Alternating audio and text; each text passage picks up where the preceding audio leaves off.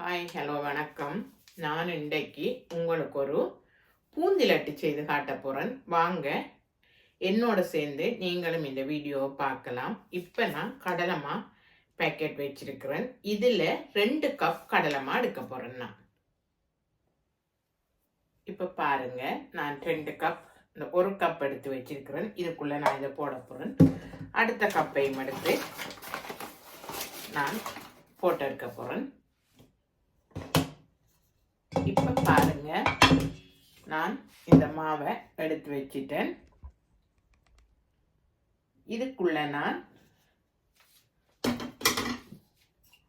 ஒரு 1/2 டீஸ்பூன் மாதிரி உப்பு போட போறேன்.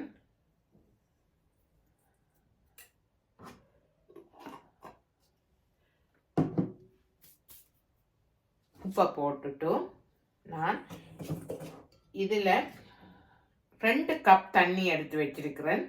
அதாவது எனக்கு 1.5 கப் தண்ணி தேவைப்படும். இப்போ நான் இதை ஊற்றி எடுக்க போகிறேன். ஊற்றிட்டு இதால் கிண்டி எடுக்க போகிறேன். இப்போ பாருங்க, நான் இதை வடிவாக கிண்டி எடுத்துட்டேன். தண்ணி பதமும் இல்லை, ஒரு கட்டி பதமும் இல்லாம இந்த அளவுக்கு ஒரு ஊற்றக்கூடிய அளவுக்கு நான் செய்தெடுத்திருக்கிறேன். இப்போ நான் ஒரு ஓட்டக்கரண்டி எடுத்து இதை பொரிச்செடுக்க போறேன். இப்போ பாருங்க, அடுப்பில் நான் சட்டி வச்சிருக்கிறேன்.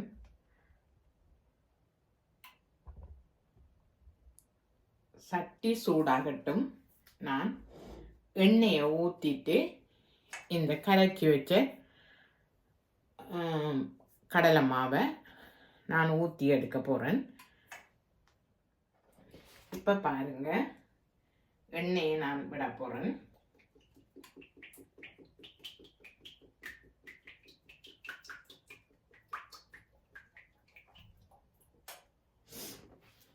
சூடாகட்டும் எண்ணெய்.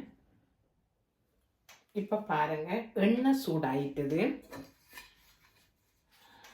இப்போ நான் இந்த கப்பால அள்ளி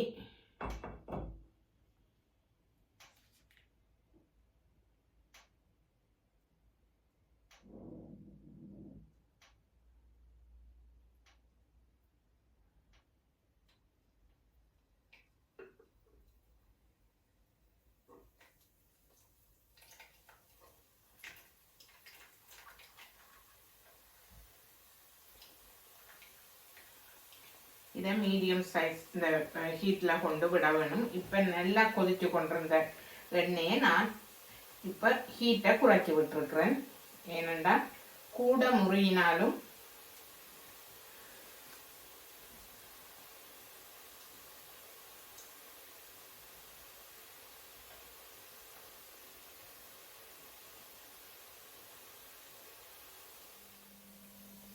இப்போ பாருங்க, நான் இதை இறக்கி எடுக்க போறேன்.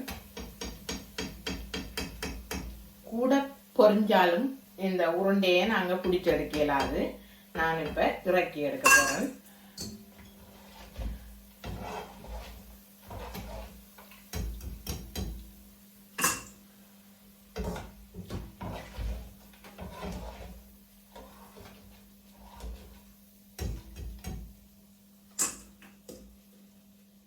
இப்போ பாருங்க, நான் இதில் சட்டி வச்சிருக்கிறேன். என்னத்துக்காகன்னு சொன்னால், இந்த சுகர் சிரப் ஒன்று செய்தெடுக்கிறதுக்கு பூந்திலட்டுக்கு நான் அதை ஊற்றி பூந்திலட்டு பிடிக்கிறதுக்காக தான் இந்த சுகரை நான் செய்தெடுக்க போகிறேன்.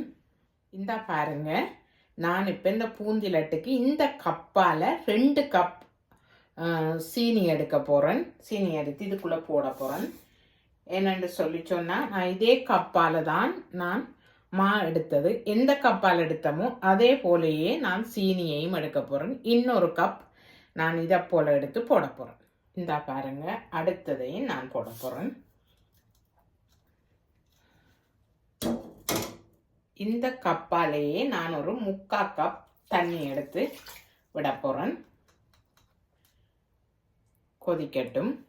இந்த பருவத்திலேயே நான் இடித்து வச்ச ஏலத்தூளை நான் இதுக்குள்ள போட போறேன். போட்டு கிண்ட போறேன்.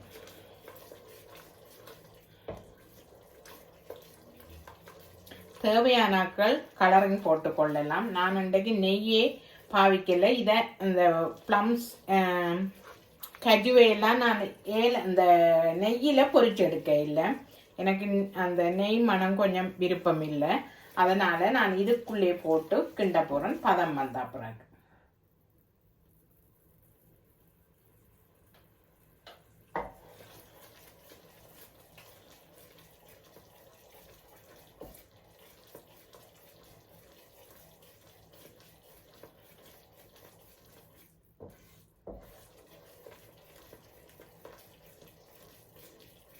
இப்ப பாருங்க, இந்த கஜுவையும் ஏலத்தையும் இதுக்குள்ளே போட்டு கிண்ட போறேன்.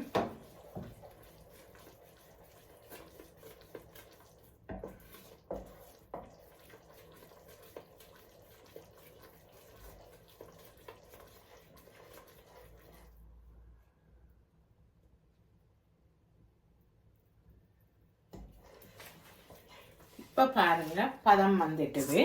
இப்ப நான் இந்த பொரிச்ச பூந்தியெல்லாம் இதுக்குள்ள போட போறேன். மற்றது நான் இதுல மிக்சியில போட்டு கொஞ்சம் அரைச்செடுத்த நான்.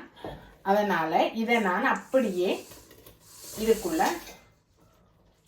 போட்டு கிண்ட போறேன்.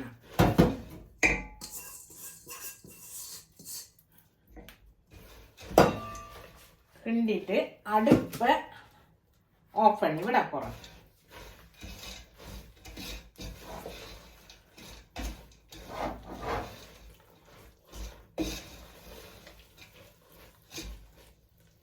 இப்ப பாருங்க, இதை நான் இப்ப பிடிச்செடுக்க போறேன். கொஞ்சம் ஆறட்டும். அடிக்கடி கிண்டி கிண்டி விட வேணும். ஏனென்றா பிறகு சீனி அப்படியே உறைஞ்சிடும்.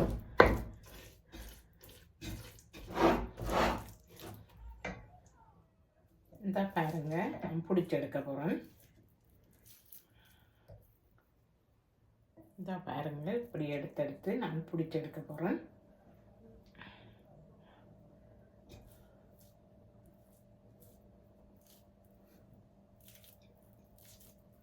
கொஞ்சம் சூட்டோட பிடிச்சா கெரியா வடிவா பிடிப்படும். பொலிச்சிட்டா கொஞ்சம் காஞ்சிட்டா கொஞ்சம் பொலிச்சிட்டு இல்லாமல் போயிடும். அதனால நான் கொஞ்சம் கொஞ்சம் சூடோடையே பிடிக்கிறேன். எல்லாத்தையும் பிடிச்சிட்டு காட்டுறேன்.